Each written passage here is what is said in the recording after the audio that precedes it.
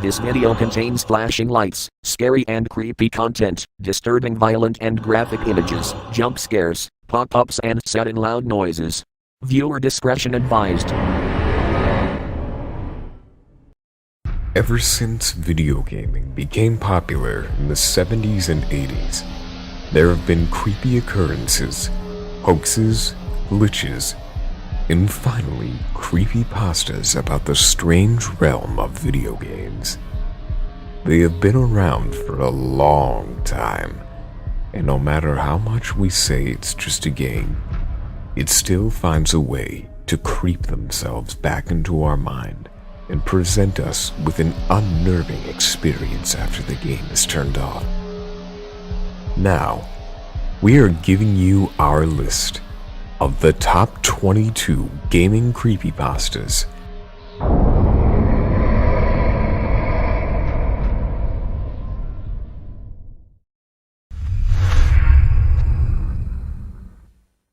Unknown format.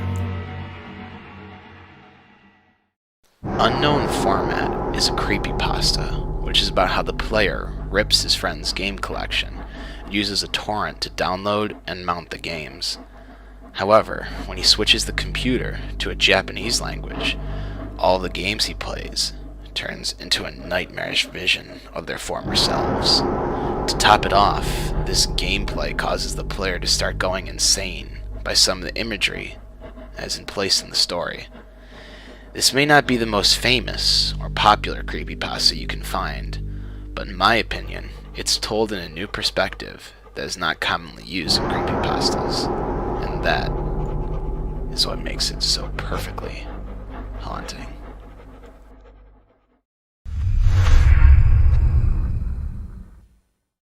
JVK1166Z.ESP. JVK is a creepypasta based on the game Morrowind. According to this creepypasta, if you start the game, it will crash, so you need to load it up in DOSBox. When you launch the EXE, you'll start off in a new game where all the main characters have been killed, causing the game to be unbeatable. As you wander around the sandbox, you'll notice a weird in-game creature called the Assassin that follows the player, watching you and doing generally creepy things. If you stand idle, you'll lose health, and during the whole duration of the game, you will constantly be losing health. Once the player is dead, it's said that the assassin crawls all over the player's body and lets out a menacing screech.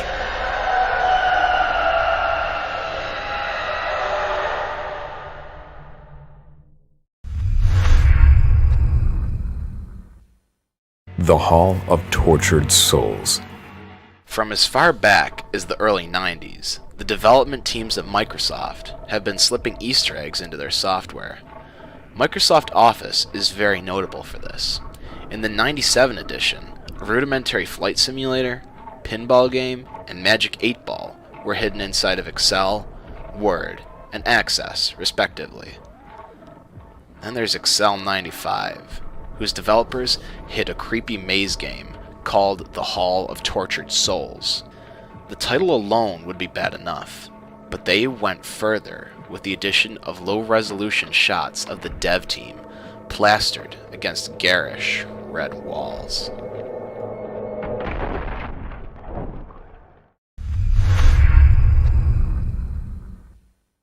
Super Mario 64 Damned.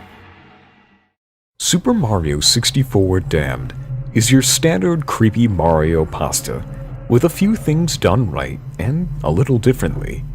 Basically, as the story goes, the player goes to the local game store, and out of a pure nostalgia rush, he tries to get a Nintendo 64 and a few games for it.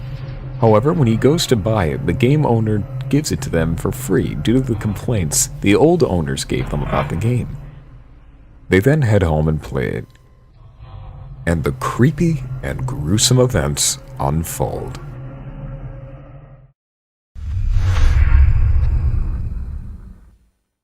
Luna Game. Our Brony viewers may know about this one. The Luna Game is a download that was uploaded by an unknown individual to the popular fan site Equestria Daily. When it was uploaded, it got a rather fast reaction to its scary jump scare content, and it was taken down rather quickly. This led to EQD's new standard for submission.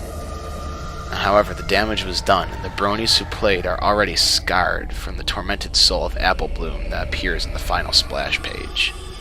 Since the creation of Luna Game, there have been several more that have been released, but none have the initial scare factor that the first one had to offer.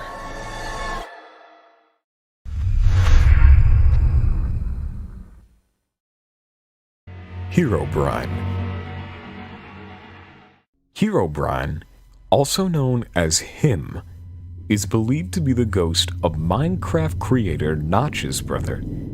Pictures of Herobrine began popping up in the late summer of 2010. The most well-known and most common rendition of the rumor is that a gamer, while in single player, found an NPC with a default skin, but with white eyes. Following the encounter, strange occurrences started happening in this game, such as man-made objects appearing that he did not create, trees missing their leaves, perfect 2x2 tunnels underground lit with redstone torches, and pyramids of sand in the ocean. Soon enough, more and more Herobrine pictures were appearing on forums. Pretty soon, Notch tweeted about the subject saying, "Herobrine isn't real in any way. No, I never had a brother. Well, there's a half-brother that I never met. But he's not in the game." That seemed to raise further questions, and more Herobrine pictures continued to appear afterwards. The game developers even made a joke out of it and added "removed Herobrine" at the end of some of the game's patch notes. We may never know if Herobrine is a lost soul stuck in a video game or a hoax, but it keeps us interested.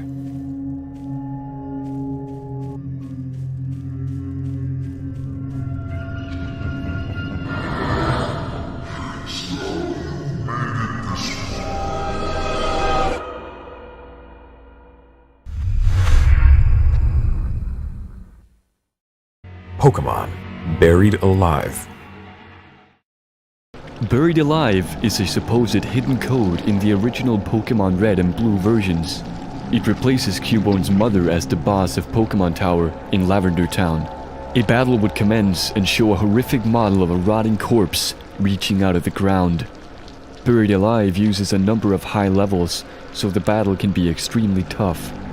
If the player loses the battle against Buried Alive, he will exclaim about raw meat, followed by several lines of gibberish before proceeding to drag the player underground with him. The game over screen shows Buried Alive holding the dead corpse of the player. You're here, I'm trapped, and I'm lonely, so very lonely. Will you join me?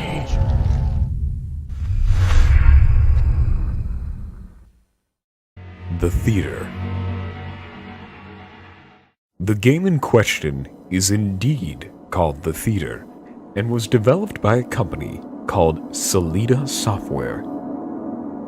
This company made learning softwares, so The Theater was probably meant to be some sort of educational entertainment game. The game was obviously never finished, probably from the lack of funding or the whole company going under.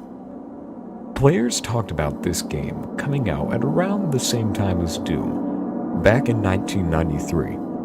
Just like Killswitch, it was very obscure and very hard to find, and those who did have it denied playing it due to the disturbing nature of the game. There was also a few bootleg copies, but none were like the original claims. The game was set in a first-person perspective, with flat sprites in a 3D environment that was extremely glitchy. The original idea was to select a movie from the posters on the wall, enter the theater, and play a minigame. But what's described in the story is what happens if you don't select a movie. If you continue to enter the theater without choosing a movie, odd, sometimes creepy things will happen.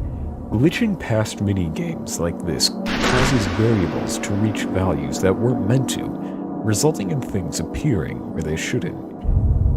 It is a very well-written pasta, and we suggest you give it a listen or a read.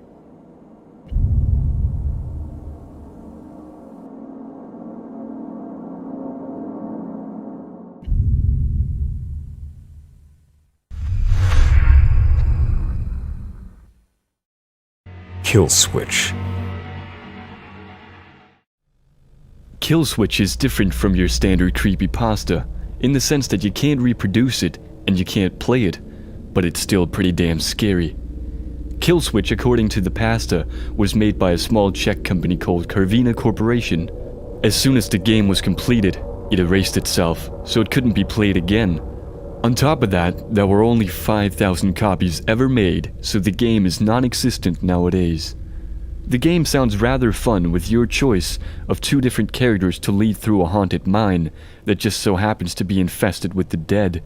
But sadly, this pasta is simply not true.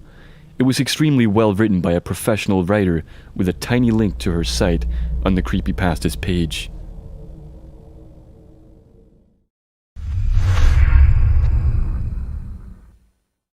Fallout 3 Number Station. The Fallout 3 Number Station is a creepypasta about one of the number stations in the game. On this station, the voice actor of the radio station host, Three Dog, is heard reciting strange numbers and sentences, such as, "Have you watched my YouTube videos yet? I uploaded myself kicking bombs in the nuts," followed by the numbers 2416122424012. Other sentences said things like, "The Queen has died today. The world mourns. As on days like these, we are all Brits," followed by 423192014. When looking at the numbers closer, it is shown that they are all actually dates. The most unnerving about this is 1205528210, or 1205 May 28th, 2010. The date and time of the death of Gary Coleman. What does this mean about the other numbers then? It seems only time will tell.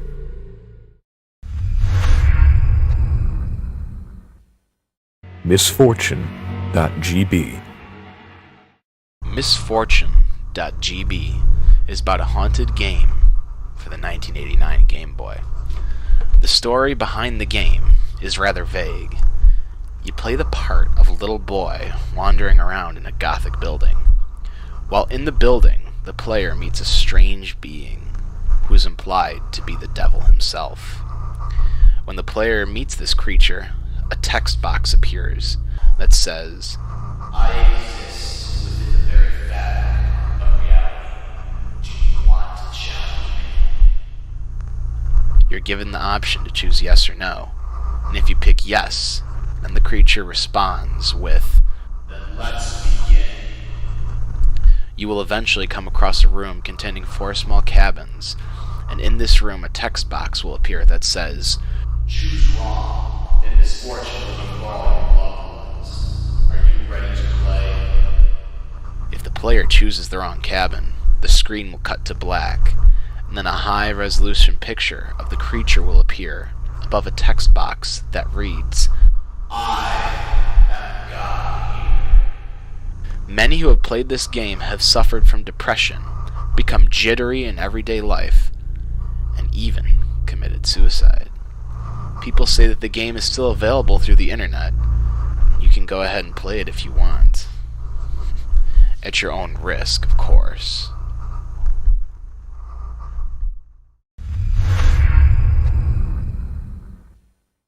Tails Doll Curse. The Tails Doll is a mythical demonic being that holds many gamers in its grip of fear. For those who don't know, the Tails Doll is a hidden character in the video game Sonic R, an installment of the Sonic the Hedgehog franchise created by Sega Enterprises.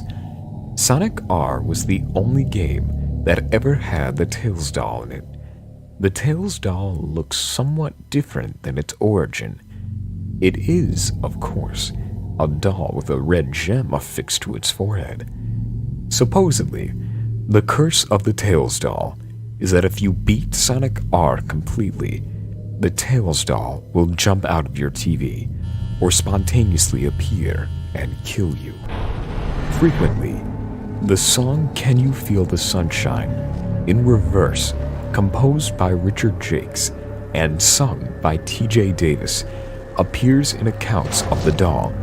If you take one step deeper into the rumor than the surface of the creepy tale, you will discover that you have found an urban legend.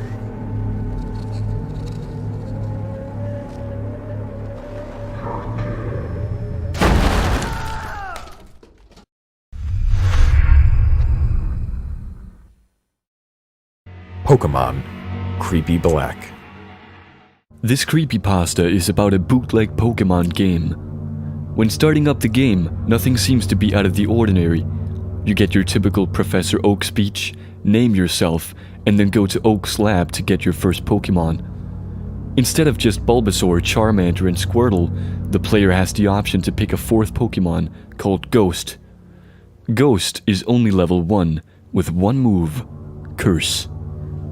The sprite of Ghost is also the same sprite as the ghosts you would normally see in Lavender Town. When going into battle with Ghost, no Pokemon could attack it. The game would say that they were too scared to move. When Ghost would use Curse, the screen would go black and the cry of your opponent's Pokemon would be heard. When the battle screen would return, the defending Pokemon would be gone, implying it had died. Once the player defeated the Elite Four, the game would fast forward many years later to an old man in Lavender Town, which is supposedly an older version of the player. The game would then enter battle mode, where the player must fight with Ghost. Ghost would eventually win, killing the player. The game would then shut itself off and reset.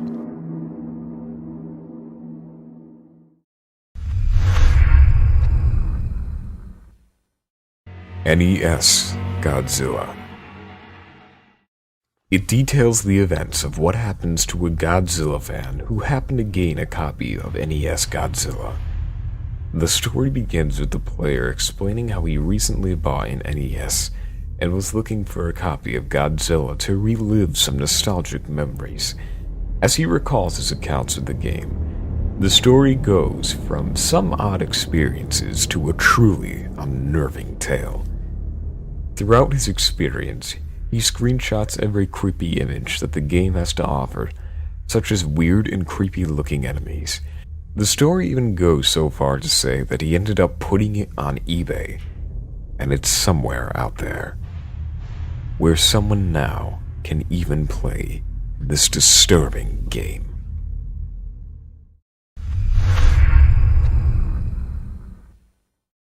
Evil Otto Berserk.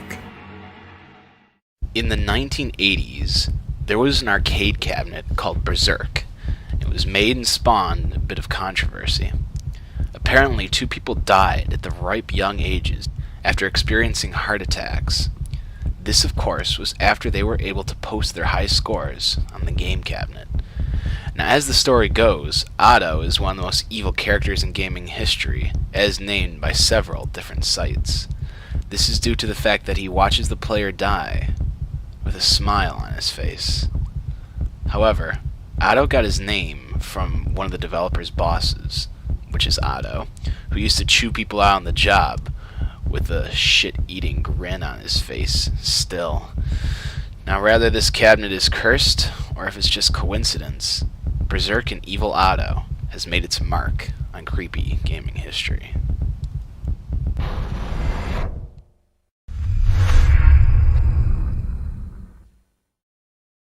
Mario. Mario is a creepypasta about a strange hack that is completely surrounded in mystery, even to this day. The first user to try it reported that the compressed RAR file, simply named Mario, was very limited. He found a text file with nothing but nonsensical characters and a single repeated phrase, "Find me." The game itself was not in a format that was available to play. After some adjustments, he managed to explore the chilling tale. When he started playing, he noticed some things out of the ordinary. For example, the opening message was altered. There was no enemies in sight, and no music was playing. While going through the levels, each one became less colorful, and message boxes quoting spiteful messages about Mario appeared. Many have speculated that the end of the short title is a representation of Mario's suicide and descent into a hell of his own making. All in all, it makes for an unnerving experience. When a player beat one of the castles, a message appeared highlighting some gruesome details about a certain victim. But the nightmare doesn't end there. When someone else on the forum returned to decode the text file, they discovered that it was instead an image. When they converted the text file to a JPEG, they found a frightening image. No one is entirely sure what the image is meant to represent. If the image was indeed a murder victim or a joke Easter egg, the answer remains a mystery.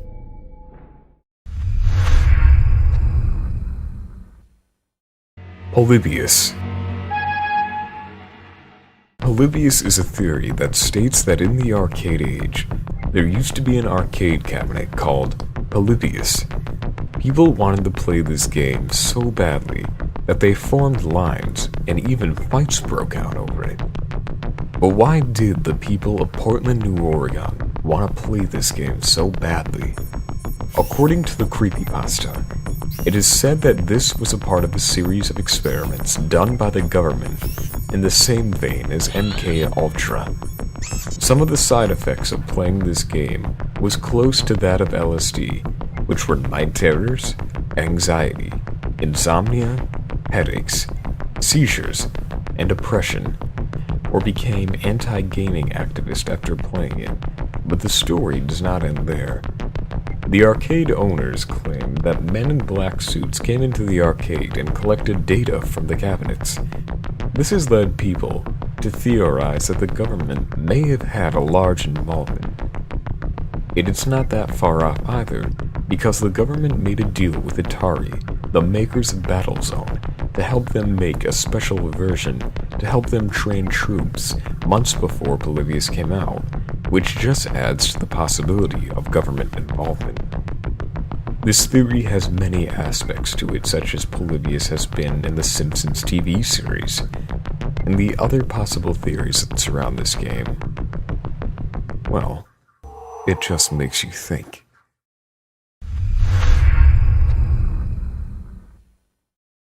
Lavender Town Syndrome.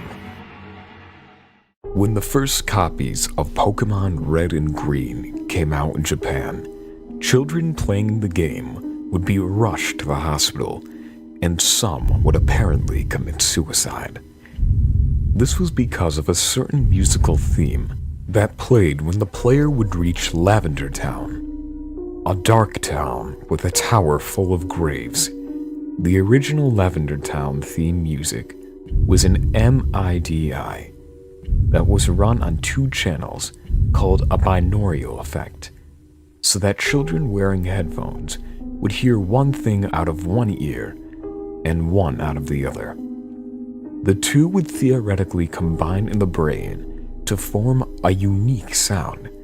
The way the theme's multiple channels ran together, many children in the range 7 to 12 received migraine headaches.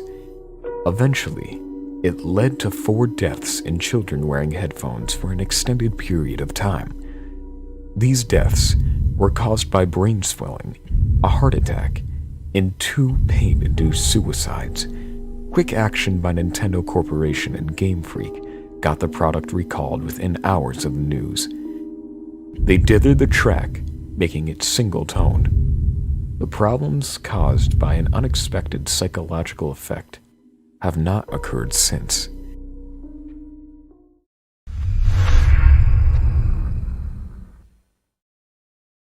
Red Dead Redemption.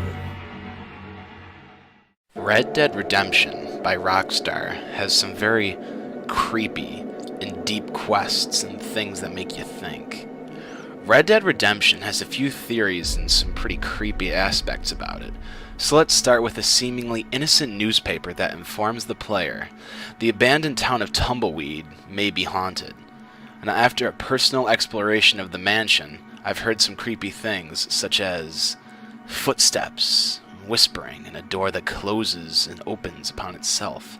I've seen some creepy shadows and a weird tethered up skinny horse, as well as a few coffins in the basement. Could there have been a murder here? Maybe there's some more to this story than we thought. Upon further investigation, the church's lights are left on at night. On the altar, there's a statement written on the wood. The devil has gotten into the beast. Again, there must be more to what meets the eye in this creepy town, but we have barely scratched the surface of what this game has to offer, so we must move on. Now at this point, if you do not want spoilers, then end the video. For those of you who don't mind, then let's begin. There is a side quest in the game that is given to you by a mysterious stranger who claims to know you. This is important because in Red Dead's story, John Marston is gunned down in a heart-wrenching way.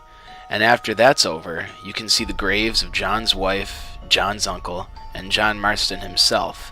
3 bullets, and 3 graves. Makes you think, doesn't it?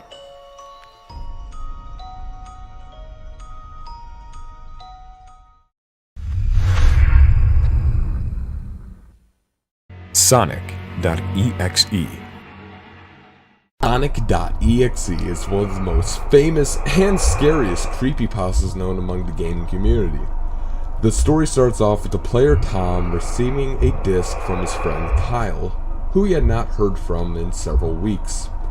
It also contained a note saying, "Destroy the disc. I couldn't get him. He was too fast for me." But due to being too big of a Sonic fan to let go of the disc, he proceeds to play it, allowing his worst nightmares to come into fruition. The first thing he notices is when the first second when you press start, a twisted image of Sonic is seen with a dark gray sky and a blood red lake, with the writing Sega 666 in the lower right hand side. As it continues, Sonic tortures the player, taunting him with in-game levels, text, and gory dismemberment of poor woodland animals. The game Sonic.exe also has a fan-made port, which just looks like how it is on the creepypasta described it. It's also the video that you're seeing now. But no known copy of the actual Sonic.exe exists.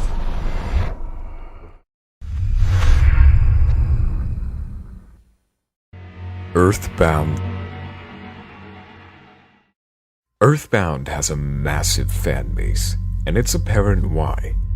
This NES game is considered a masterpiece by its fans, with funny, witty writing, a lovable cast of characters, and its innocent, loving world, right? Well, that's until you get to the Gygas boss.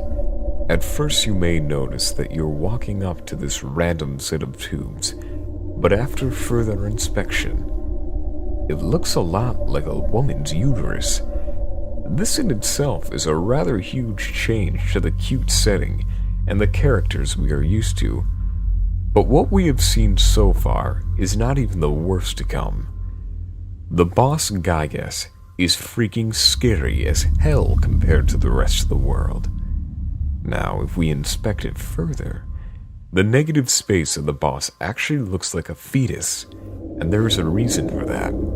After an interview with the head developer of Earthbound, he said when he was a child, he went to a movie theater and walked in on the wrong movie. The movie he walked in on was none other than The Policeman and the Dismembered Beauty. According to the dev, this scared him, and it gave him the idea for this game. Even earlier in the game, you may notice that there is a part of Earthbound where Ness is attacked by police officers. This actually mirrors a case in America, where police brutality was frequent and common. Overall, the Gygas being an aborted fetus and all the creepy imagery that is seen is supposed to tell the tale of how Ness and the developer lost their innocence as a child so early on by being thrown into a cruel and unjust world. This is why it continues to scare gamers to this day. And finally, the number one creepypasta. Ben Drowned. The Ben Drowned creepypasta has a unique feature to it. This creepypasta has actual footage of the game and a story that connects the videos together. While the gameplay shows the footage of the glitchy and messed up Nintendo 64, the creepypasta explains the player's reactions and how he felt with the haunted Majora's Mask cartridge. This is by far one of the scariest creepypastas out there, with its format of WMV and the fact that it's hard to tell if it's fake or not, as well as the overwhelming evidence that suggests it's real makes it extremely hard to tell. Another fact that adds more realism to this creepypasta is that if you ask Cleverbot if he knows what happened to Ben, sometimes he responds with "Ben drowned," or other generally creepy things. This leaves and begs the question, was that cartridge really cursed? Did Ben really drown? And is he really out there today? That's for you, the reader, to decide, and that's why it makes our list.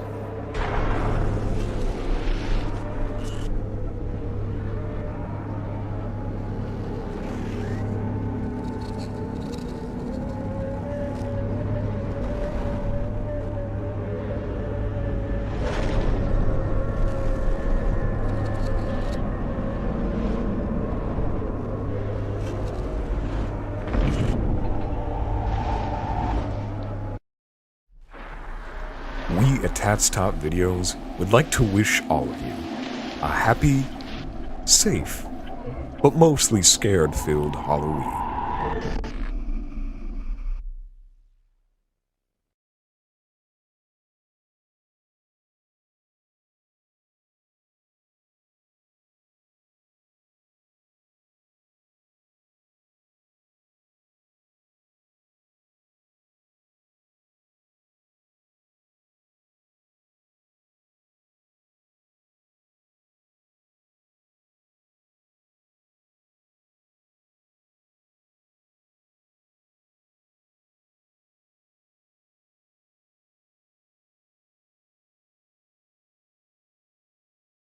This video contains disturbing content, violent content, jump scares, and sudden loud noises.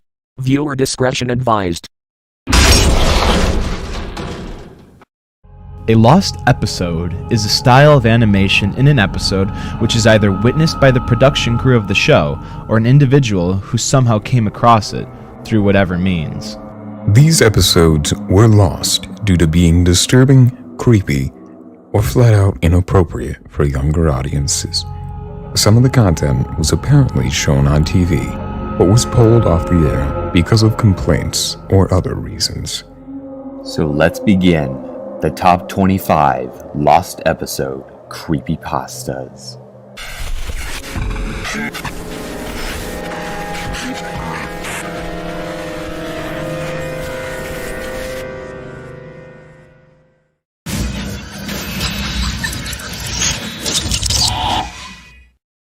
Doug's Real Life.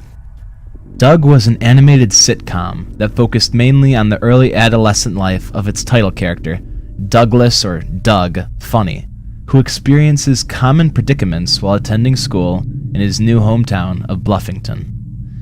Doug narrates each story from his journal, and the show incorporates many imagination sequences. However, in the fall of 2005, After the show Doug had finished airing, it came back for just 1 week.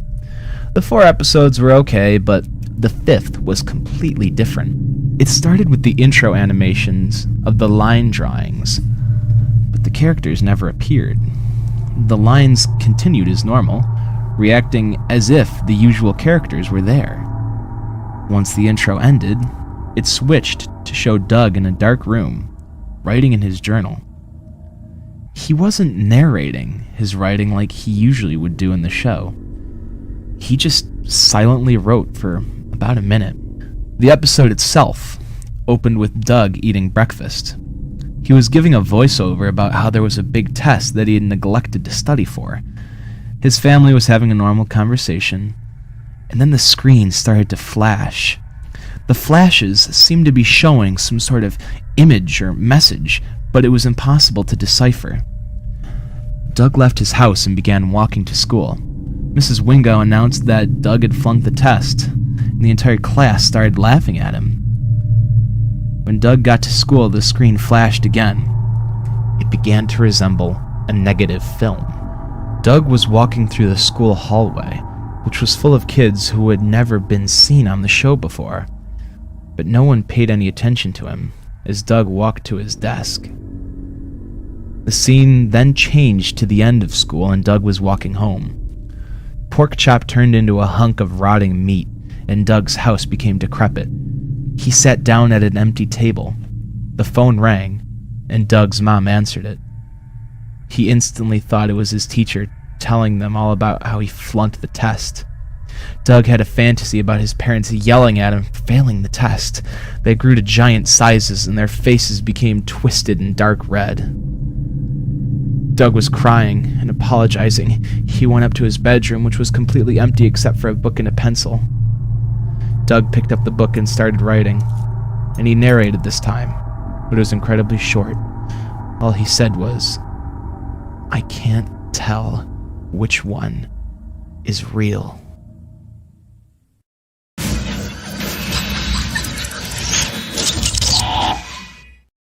Axis Powers, Hetalia, Episode 23.5. Hetalia is a short-based anime with a lovable cast of the world's nations portrayed as humans, stereotypically based on their origins.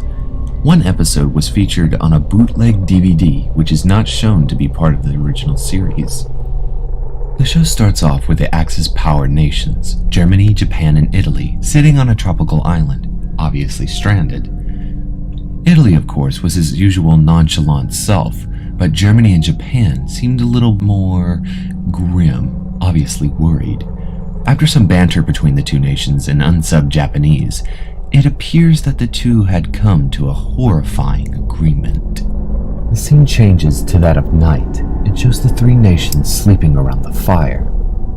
In unison, Germany and Japan stand and carefully pick up the sleeping Italy, cautious of not waking him. They then take him to the water's edge and begin to drown him. Behind the muffled screams and whimpers, all that is heard is Japan repeating, "Come nasai, Italia," or "Sorry, Italy," while Germany is found looking away from the act, obviously choking back tears. After the deed is done, they carry the seemingly lifeless corpse of Italy back to the camp. Japan draws his sword and begins to cut open Italy and harvest his organs. While doing this, Germany puts the organs on sticks and roasts them on the fire.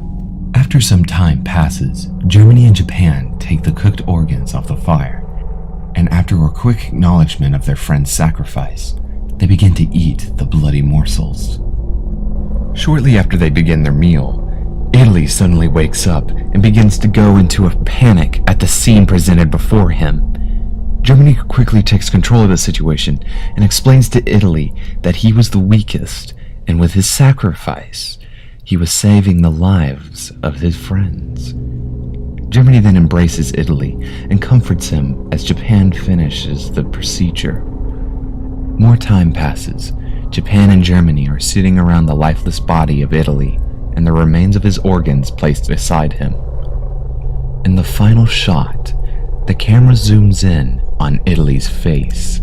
His lifeless eyes are staring at the sky, smiling, as the screen fades to black.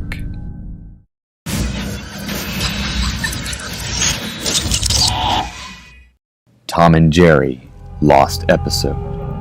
It opens up with Tom and the owner at a typical house, but Tom's owner seemed even angrier than other Tom and Jerry episodes.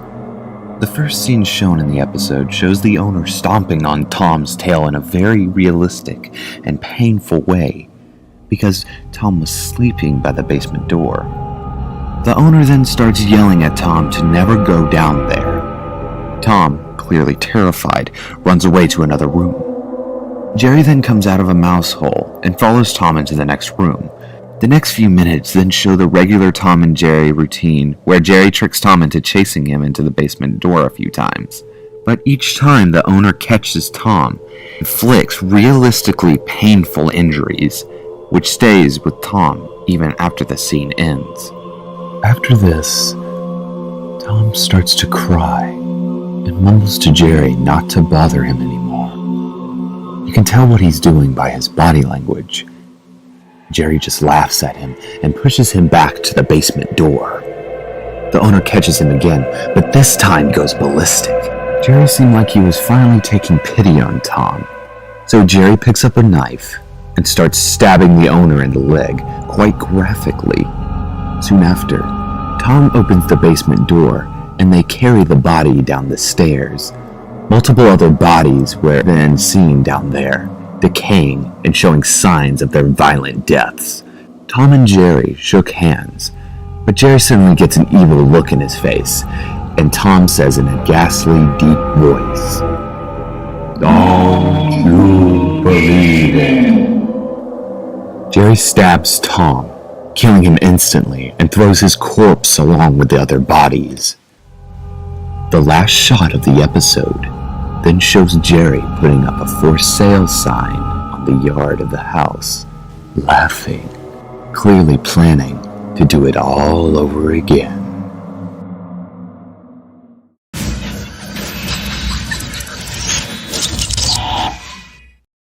Max and Ruby 0004.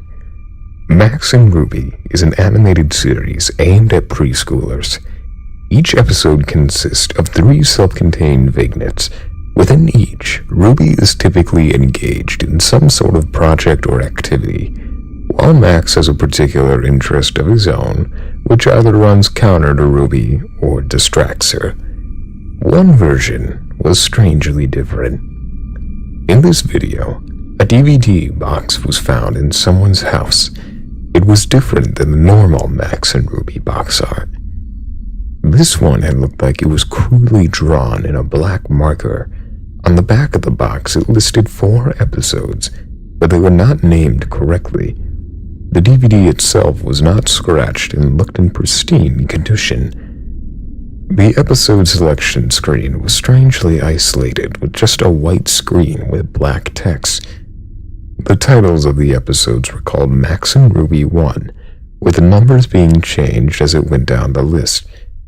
From what the sources say, the only memorable moment of the DVD was a disturbing static frame of Max and Ruby standing next to each other in complete darkness. They were drawn with no mouths, no noses, and their eyes were replaced with black, hollow holes. The colors were red, and there was a faint static sound in the background. When viewing the DVD more closely, the episode 4 had now been replaced with Rest in Peace, Mommy and Daddy. While the episode itself goes static at this point, it's believed that in the episode, Max and Ruby's parents murder one another. A gravestone is faintly seen with the words Rest in Peace, Mommy and Daddy written on it.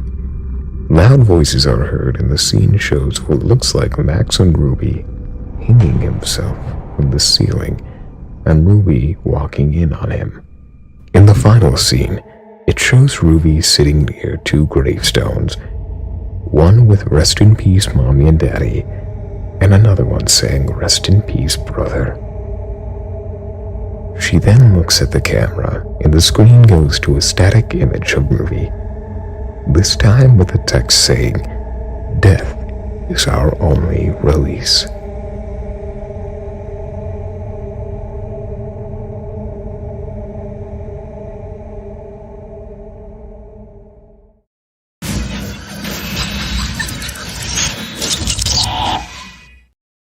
Happy Appy. Happy Appy aired on Nick Jr. early in the year of 1999. The star of the show was an apple named Happy Appy, who helped children when they got injured. The first 2 episodes were normal and went well. In Happy's Vacation, he goes on a vacation to the beach, heals injured kids, and even talks down on a bully into not hurting a child. The second episode, Hurt Happy, was about Happy's stick getting broken, and the children teamed up to help Happy Appy by giving him bandages and fruit. But as the episodes progressed, the show became weirder and weirder. A scene in episode 4, Nate needs help. Happy aids Nate, who has a bruise on his knee. He looked at the camera, giving off an evil smile, and says, "What does Nate need for his boo-boo?" He continues to stare for 30 seconds, and then broke the silence by saying, "That's right, a bandage." Happy Appy was made out of clay with arms, baby blue eyes, and large dark green lips being held up by a bent, rusty stick. As the show continued broadcasting on Nick Jr. every fortnight, the show became much more sinister. The rusty bent stick that was used became cleaner, and he began to develop a sinister stare with an evil grin. By episode 7, he wasn't even made out of clay anymore. As soon as the 8th episode aired, the show was suddenly taken off the air, along with all the recent episodes. Every trace of Happy Appy was removed, and not much is known about its existence. The TV show was planned to have 3 seasons, but they were never aired, possibly due to the sheer brutality and creepiness of the show altogether.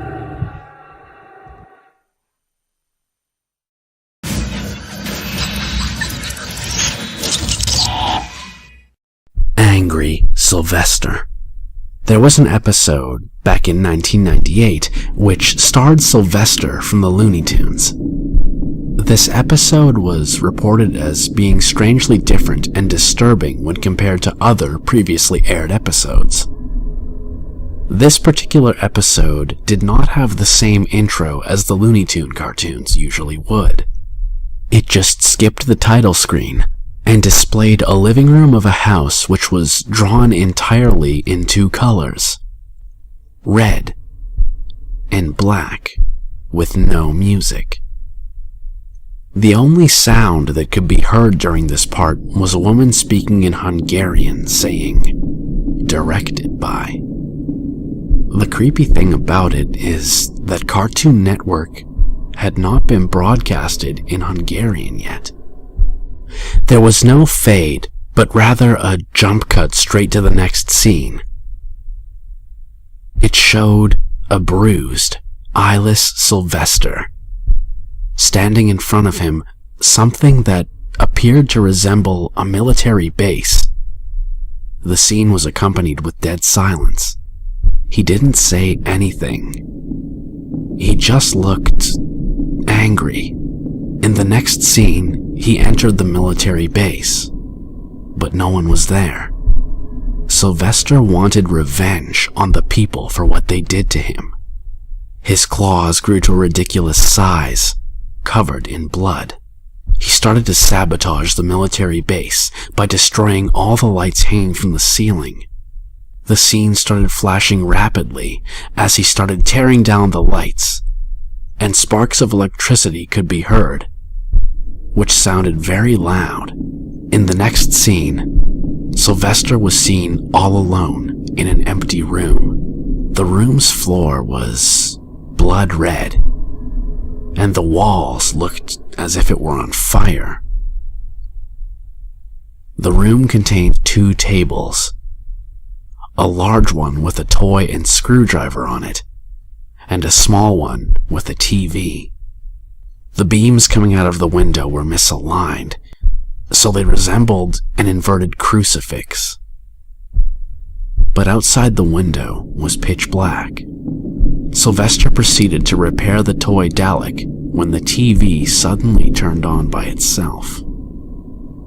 The TV displayed an extremely creepy cartoon with music that sounded like somebody randomly banging an electric guitar. A few seconds later, it switched to a long, empty room, with darkness on one end and Porky Pig on the other. He started firing his gun at the other end of the room, saying things to the monster. Then the scene turned to static. A few seconds later, a very loud bang was heard, and the screen faded to red. It then faded back to Sylvester in his room, standing next to the wreckage of his TV, looking even more angry, with more bruises, and his eyes were now tinged blood red. That creepy image of the horrifying, angry Sylvester stayed on the screen for about 10 seconds, then switched to black. After that, the normal Cartoon Network screen came back, with the normal coming up next screen.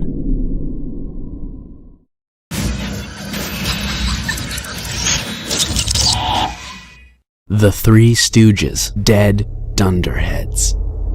In 1947, an episode, Half-Wit's Holiday, was about to come to theaters.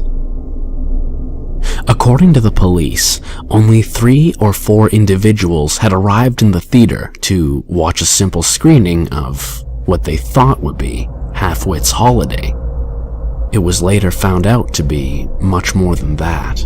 The episode was wildly different than the standard Three Stooges episode. While the general foolishness and silly humor was present, it wasn't until blood was shown that the episode started feeling more disturbing.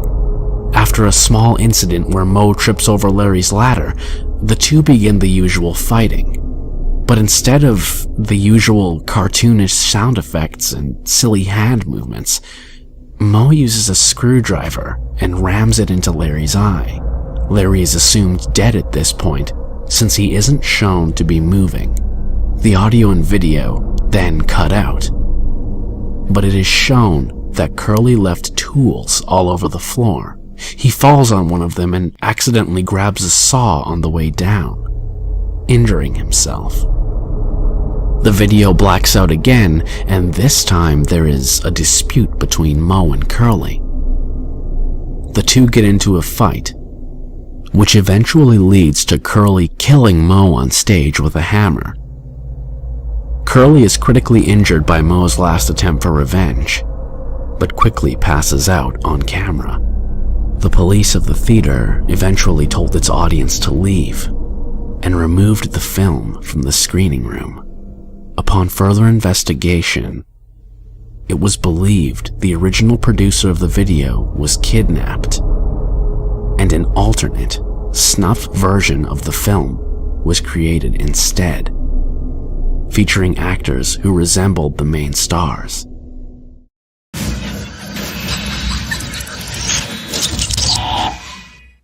Teletubbies, Seesaw. An uncut, possibly snuff version of the Teletubbies show was reported on VHS back in 1995. The tape was labeled Seesaw and featured the Teletubbies running down a hill to a static image of a seesaw. The image was shown for several minutes before a woman's voice could be heard telling the audience she was coming to get them. A bear's face flashed on the screen, and it opened its mouth, saying that it too was coming to get them. The seesaw was seen again, but this time with gore around it. The only known Seesaw episode the Teletubbies were featured in was episode 11 of season 1. It was apparently the first ever episode to feature the bear. This caused several parents to complain about the sketch being too scary for their children.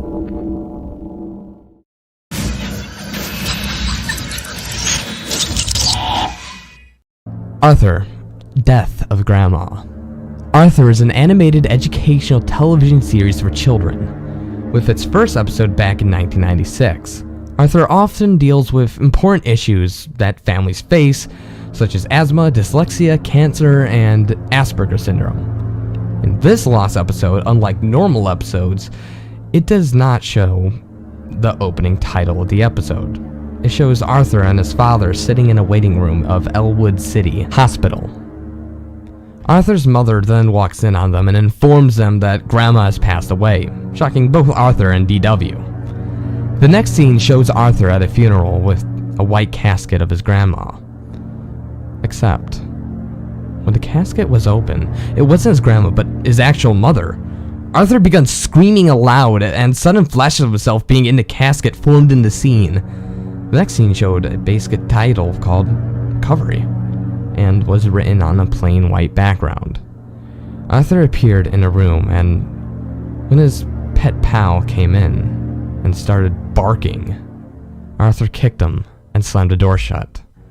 The next scene showed Arthur sneaking off to visit his grandma's grave. He dug through the earth and found the coffin, and then opened. He was inside of it. The screen went black, and there was a low sound that rose high above the chatter, which was the Tibbles laughing. The final scene showed Arthur sitting at the sugar bowl with a corpse of Buster at the floor. There were a few white flashes, and it showed him in prison with Arthur screaming that he murdered them all. Kate, DW, his dog. But not his parents, for it seemed that Thura had made him.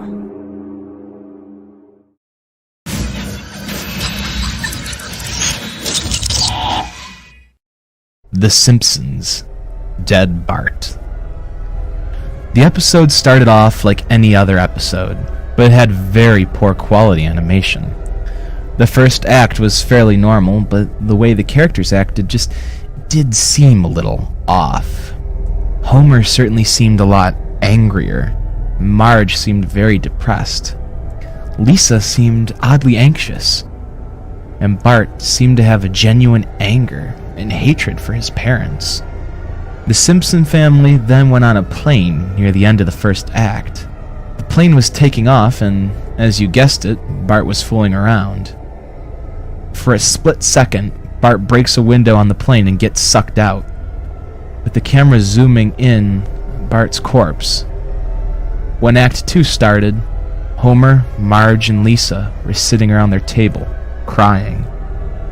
The crying went on for several minutes. A message saying 1 year later comes across the screen, and it shows Homer, Marge, and Lisa, skeletally thin, and still sitting at the same table. For some reason, Maggie was not present. In the next scene, they visit Bart's grave. Springfield was completely deserted, and as they walked to the cemetery, the houses became more and more decrepit. The view zoomed out as the episode came to a close. The tombstones in the background had the name of every Simpsons guest star on them. They even had the correct dates of death when some of the crew members would die.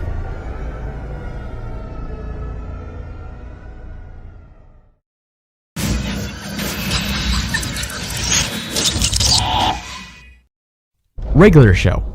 I Can Fix This. This lost episode is more of an uncut version of the original, but nonetheless, it's much more gory and intense. The creator of the show, J.G. Quintal, invited his friends over to watch the screening of the new episode, I Can Fix This. Everything played out normal until it got up to the freezer scene where the protagonists Mordecai and Rigby get locked inside the park freezer. Mordecai blamed Rigby for the situation and started attacking him. The duo ended up in a scuffle, and in one scene it showed Mordecai strangling Rigby in a realistic fashion. What's more, for a cartoon, blood was shown in the scene, and in another, Mordecai was gaining satisfaction in torturing Rigby. The episode ends when Mordecai kills Rigby and simply smiles to himself.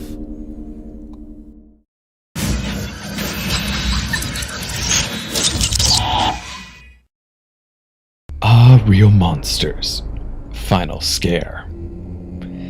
Real Monsters is an American animated television series about adolescent monsters in training.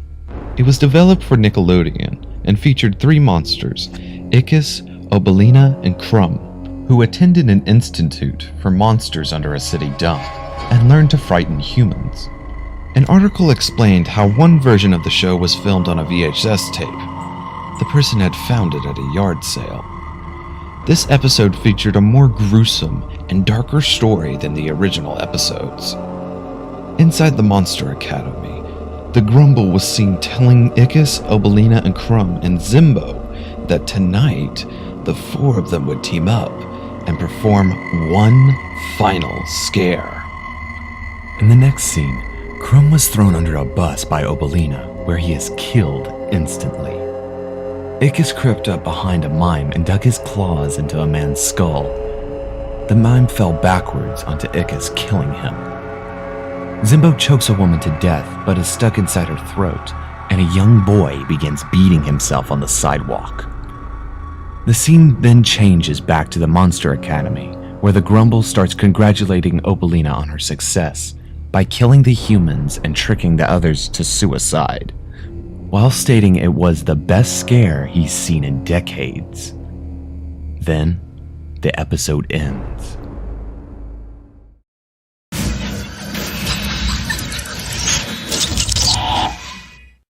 SuicideMouse.avi. Honestly, nothing is more disturbing, messed up, and creepy than this lost episode based on the popular Disney character Mickey Mouse. Now, we have covered this one a number of times on our top 22 non-gaming creepypastas and in other places, but we'll explain it once more because it's just that interesting. Suicide Mouse starts off with Mickey walking from left to right down a repeating street, and it carries on for a bit until the sound cuts out and the video starts to get distorted.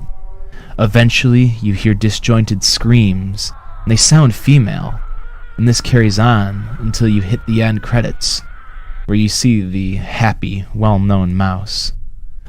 Now, the legend goes that the original Suicide Mouse was discovered by a higher-up Disney executive, and once he watched it, he killed himself, leaving behind what you can now find on the internet. Again, it's not sure how the video causes suicide, but the facts behind this story are incredibly spotty. We do know that watching this video all the way through can often cause feelings of discomfort, depression, nausea, and a very deep sense of fear and dread.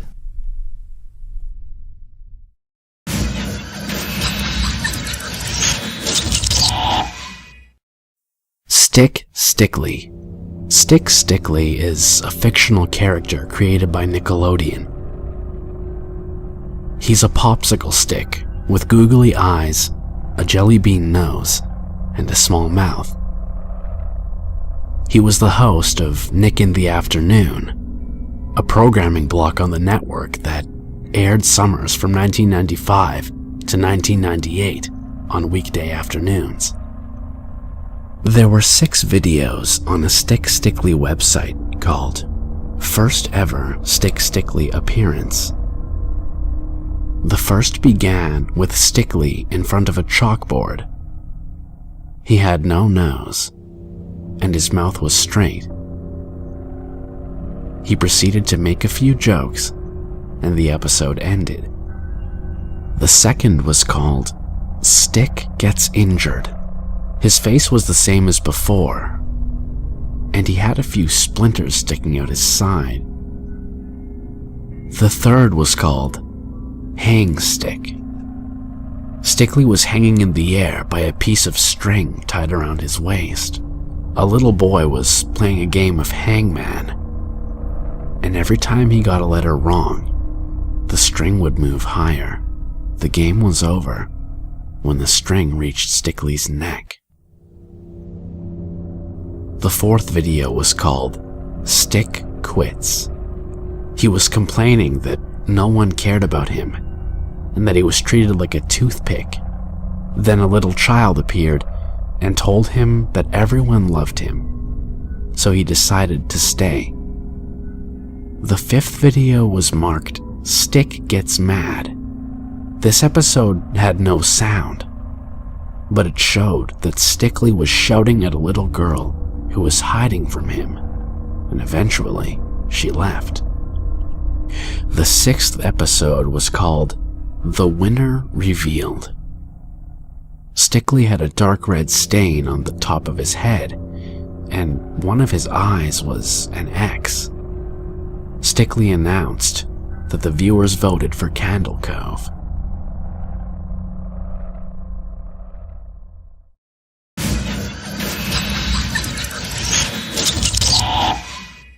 Rugrats, Chucky's mom. Rugrats is an animated TV series for Nickelodeon. The show focuses on a group of toddlers, most prominently Tommy, Chucky, Phil, Lil, and Angelica, and their day-to-day lives, usually involving common life experiences that become adventures in the babies' imaginations. Adults in the series are almost always unaware of what the children get up to. However, this only provides more room for the babies to explore and discover their surroundings. Now, during the height of popularity, there was an adult version put to the test. Due to the disturbing nature of the pilot episode, it was never aired, but it was shown around the studio. Until one morning, the adult pilot episode was mistaken for a normal episode. This episode featured Chucky standing next to his dying mother while she sang My Only Sunshine. The scene cuts to a live-action chicken getting his head cut off, said to symphonize death by the audience. Chucky cries and screams before having a seizure. The scene then dissolves to Chucky's dad crying in a hospital waiting room, and then back to Chucky waking up to the paramedics trying to revive him. We later find out that whatever condition that Chucky's mom had, she had inherently passed it on to him as well. The final scene shows Chucky's dad crying over the body of his now dead son.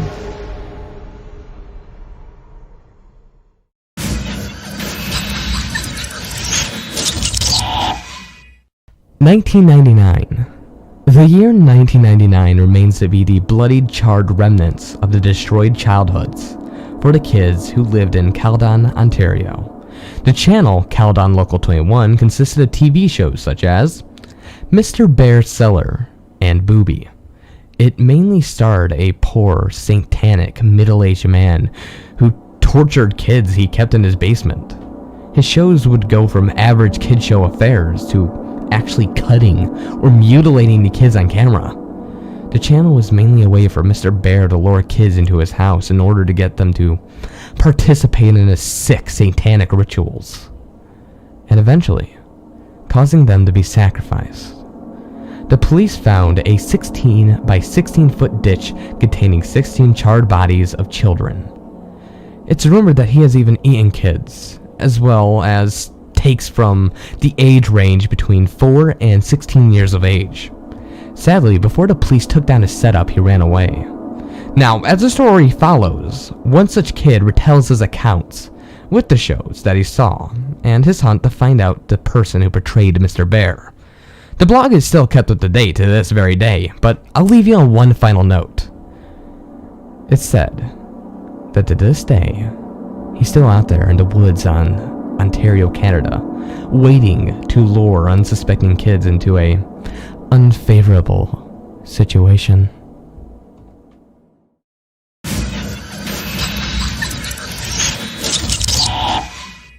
Goosebumps, lost episode.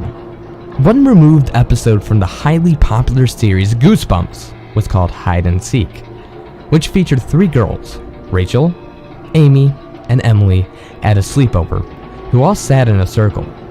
Amy had apparently been telling scary horror stories, but they later decided to do something fun like hide and seek. While Emily hid in the cupboard, Amy counted to 6. After several minutes, Emily wondered whether Amy had finished looking for her, so naturally she ventured out of her hiding spot and noticed another suspicious person in the room with her. This person looked different. Their face was all blurry and his voice was rather deep. He said to Emily,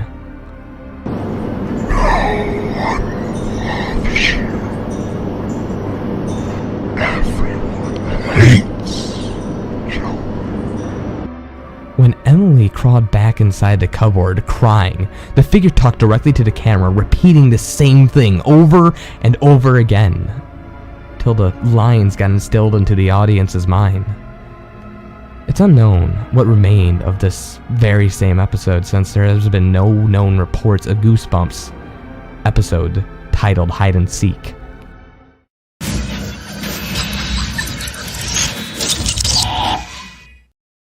The Amazing World of Gumball, The Grieving. The Amazing World of Gumball is an animated television series produced by Cartoon Network. The series revolves around the life of Gumball Watterson, a 12-year-old cat who attends middle school in the fictional city of Elmore. Accompanied by his adoptive goldfish brother and best friend Darwin, he frequently finds himself involved in various shenanigans around the city. One summer in 2012, during a commercial break, a special episode was about to start. The title of the episode came up and was listed as The Grieving. Not too much is known about this depressing version of the show, other than Anais and Darwin both going missing. Both Nicole and Richard are called into Principal Brown's office, where he informs them in nauseating detail of how their bodies were found. Anais mutilated with her head missing and a note which was never shown to the audience, but it did explain where Darwin's corpse was. They had found him in Miss Simeon's classroom, hanging by a noose, with a blood-covered knife behind him and blood covering his clothing. The episode ended with a shot of Gumball's dead body hanging there in the corner, fading to black.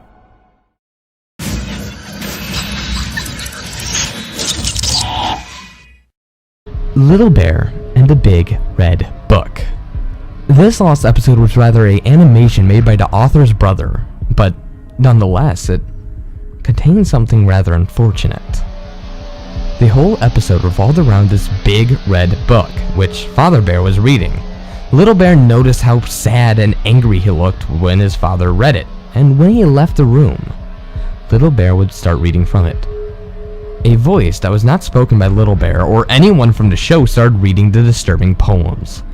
For every poem that was read, Little Bear got more and more depressed, and everything in the show slowly started to fade to grayscale, except for the book, which was still red. Suddenly, everything stops and cuts to Mother Bear, tucking Little Bear back into bed. But Little Bear looked extremely shocked and stared straight at the audience with a blank expression. His eyes were extremely bloodshot and his fur was all mangled. As the Mother Bear turned off the lights and left the room, Little Bear slowly started to sing as the room got more dark.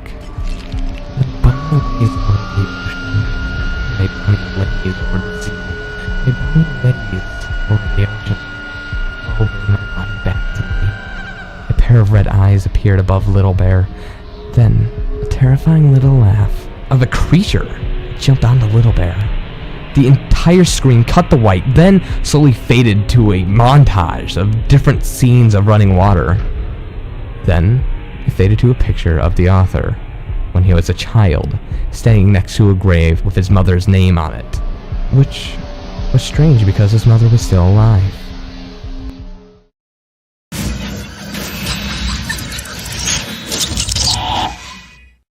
Crybaby Lane. Not many of you would know of the late 90s Nickelodeon film Crybaby Lane, because it was never aired outside of the US, nor released on VHS until 2011, due to the film's inappropriate and scary content. Apparently, the original Crybaby Lane was much different than what was planned. Witness reports indicated that in 1999, a staff member who worked in the creative production team, explained that the film's director was creepy and loved the idea of making the movie more scary than it normally should be. The plot of the film was about two brothers who unleash a demon by accident. They then try and repair the damages and get everything back to normal. It's clear that the director wanted to make much more terrifying scenes, but no one fought against his ideas. It wasn't until the third week that he began suggesting these things, one of which was a scene where one of the brothers was to get hit with a truck halfway through the film. Many of the production team absolutely refused this idea. But a week later, during a brainstorming session, the witness claimed that the director had locked the meeting room door and had forced them to watch a black and white projection screen showing a decapitated boy. As the camera zoomed in on the face, the director shut off the screen and let them all leave. The strange thing about the director's suggested ideas was that they were used in later Nickelodeon shows. One suggested that the two brothers captured a squirrel, putting it into a jar, and slowly drowning it before filling the jar with sand and dropping it into the bottom of a pond, which led to the existence of Sandy from SpongeBob SquarePants.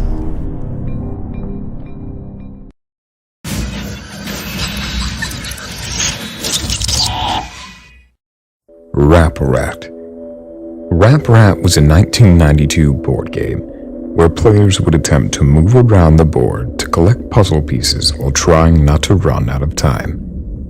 The gameplay involves rolling a color-coded die and moving pieces around a circular track of color-coded spaces. The difference with this board game is it had a VHS tape to play along with. Rap Rat the character would appear on the television and say funny quotes to the players. Player interaction is one of the most important parts of any good board game, and this game certainly had lots of that, constantly reminding each child to hurry up and have their go, explaining to each child that Rap Rat is telling them to jump up and down on the spot until he says stop. There were very few copies made for the game, but reports indicated that children would end up getting afraid or start crying. The longer they played, according to children, he was described as a monster rat with bigger ears and fish eyes. It apparently spoke much louder with a growl, and what was shown instead of a static screen was disturbing content such as syringes, a hornet stinging someone's eyes, and a man about to jump from a balcony. When adults viewed the VHS tape, they reported the content as normal. But the more they watched it, the more disturbing the content became. Rap Rat would no longer look like a puppet, but would now have fur and its eyes being huge and staring. The static images were more gruesome, this time showing images of decapitation and abandonment. There were several thousand complaints lodged towards the companies responsible. Upon further investigation, it was believed that a couple of cowboys, was responsible for the board game Rap Rat that had apparently become defunct in 1994, 2 years after the release. Rumors speculated that they commissioned a manufacturing company in Haiti to create the character portrayed in the game. One of the workers suffered a tragic accident in the making of the character. It was said the character was demonic, with the curse getting stronger the more its name, a parrot, was mentioned. The company renamed the character to Rap Rat instead.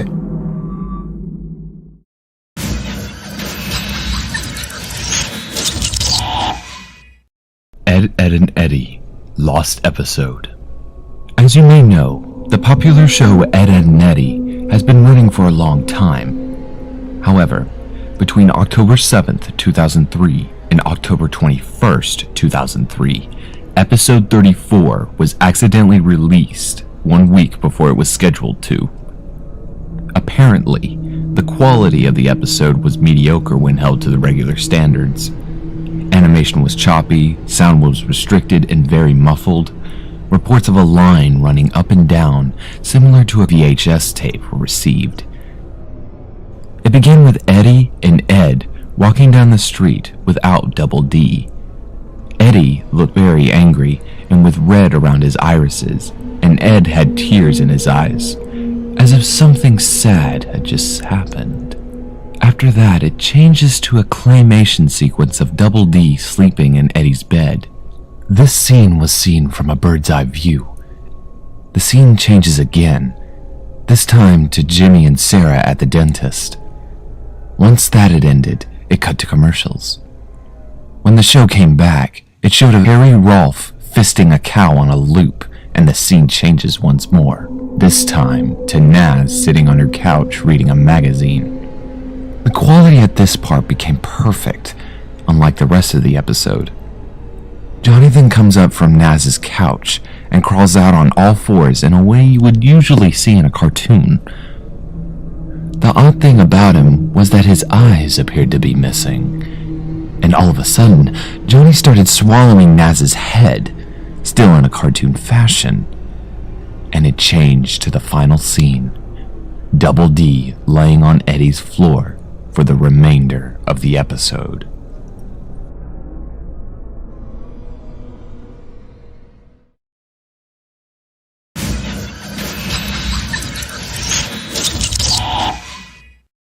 Squidward's Suicide.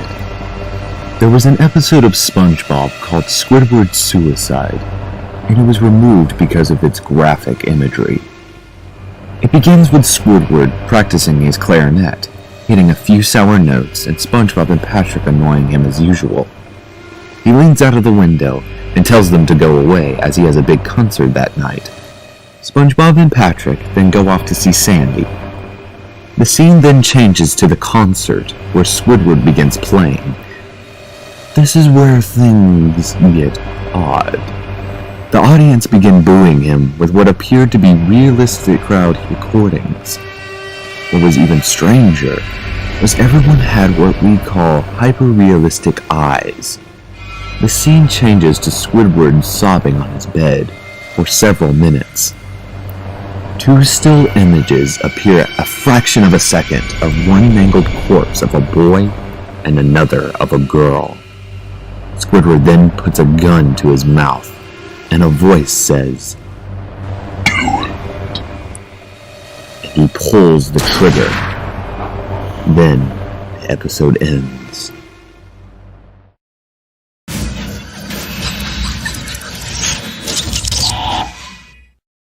Candle Cove. On a forum site called Net Nostalgia, a couple of nostalgic users looked back on a particular obscure kid show which seemed different than other kid shows. Around 1971 or 1972, a kid show simply known as Candle Cove was broadcasted in a local TV station at around 4 p.m. on Channel 58. The show was about a little girl named Janice, who imagined herself to be friends with pirates, which took place in Candle Cove on a ship called the Laughingstock, with a pirate named Pirate Percy that got too scared very easily. What was weird about Pirate Percy was that it is made with a real low budget, built with parts of other dolls, and his head was an old porcelain baby doll, which looked like it shouldn't belong with the body. The show introduced a creepy villain who has a nightmarish skeleton marionette called the Skin Taker. It had glass eyes that were too big for its skull, and jaws that didn't open and close, but rather slide back and forth. One time the little girl asked him why its mouth moves like that, and the Skin Taker replied, "To grind your skin." One of the most controversial episodes aired. After the opening jingle, the show faded in from black, and all the characters were there, but the camera was just cutting each character, and there was just screaming, with the puppets and marionettes flailing erratically. The girl was just shaking, moaning and crying, as though she had been through hours of it. A user asked his mother whether she remembers a kid show named Candle Cove. She said she was surprised. We could remember that, and when he asked why, she responded, "Because I used to think it was so strange that you said, 'I'm going to watch Candle Cove now,' and then you would tune the TV to static and watch dead air for 30 minutes. You had a big imagination with your little pirate show."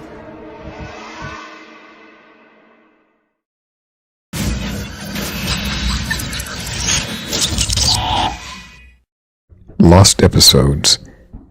In 1985, an old news article told the story of two people who were close friends since their childhood. One of the friends was called Sid, who was slightly handicapped. Since a young age, Sid had always had a passion for cutting videotapes, since his father showed him how to operate machines. His passion quickly grew to an obsession, where he would cut the ends of his father's wedding videos and replace them with other happy endings. Sid's obsession with cutting tapes grew, and his hunger for more increased. With more greed and more hunger, he became less scared of horror and chose a more darker side of his creating ability, rather than the original happy side he once had. His ability to remove a character from a shot and replace scenes that actors were not supposed to appear in gradually made him construct his own little studio room in his parents' garage. Sid was reported as a very gifted artist, having artistic skills for both drawing and animating. The images drawn, however, are shown to represent Sid's darker side of him, such as a dancing, headless body. It wasn't until 4 years ago that the other friend of Sid's had tried to contact him. He had already visited Sid's house before, but that was 14 years before. He recalled the house being entirely barren, with graffiti and overgrown weeds. When he had ventured inside looking for Sid, he found the remains of Sid's parents. Sid himself was later found in the same garage. He sat in an office chair with wires and cables connected directly to his body from the television. The body of Sid seemed rotten, almost skeletal, and had parts decaying, the wires trailing out.